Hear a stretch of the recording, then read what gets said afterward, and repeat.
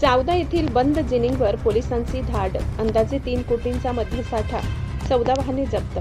नंदुरबार जिल्ह्यातील शहादा तालुक्यातील जावदा तर्फे बोरद गावाजवळील बंद पडलेल्या कपास जिनिंगमध्ये विदेशी दारू तस्करीचा मोठा अड्डा उघडकीस आल्याने जिल्ह्यात एकच खळबळ उडाली आहे. म्हसावत पोलिसांनी गुप्त माहितीच्या आधारे टाकलेल्या धाडीत अंदाजे 3 कोटी रुपयांचा विदेशी मद्यसाठा, 14 वाहने, त्यामध्ये एक व्हीआयपी कार, एक ट्रक, एक ट्राला आणि इतर वाहने जप्त केल्याची प्राथमिक माहिती समोर आली आहे. प्राथमिक तपासानुसार बंद पडलेल्या जिनिंगचा वापर विदेशी मद्याचा मोठा साठा लपविण्यासाठी केला जात होता. येथून कंटेनर आणि ट्रकच्या माध्यमातून गुजरात राज्यात मोठ्या प्रमाणावर दारूची तस्करी करण्याची तयारी सुरू असल्याचा संशय व्यक्त केला जात आहे. तस्करीच्या रॅकेटमध्ये आलिशान व्हीआयपी कारचा वापर समन्वय आणि देखरेखीसाठी करण्यात आल्याचीही माहिती समोर येत आहे.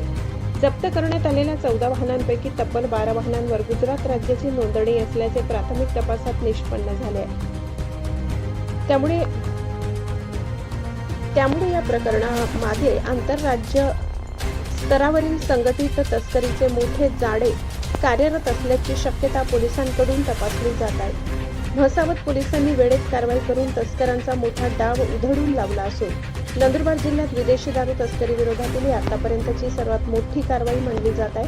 आता या प्रकरणातील मुख्य सूत्रधार कोण, विदेशी मद्याचा साठा नेमका आणला कुठून गेला, या रॅकेटमध्ये आणखी कोण कोण सहभागी आहेत, आर्थिक पाठबळ कोणाचे आहे, अशा अनेक प्रश्नांची उत्तरे तपासातून समोर येणे बाकी आहे.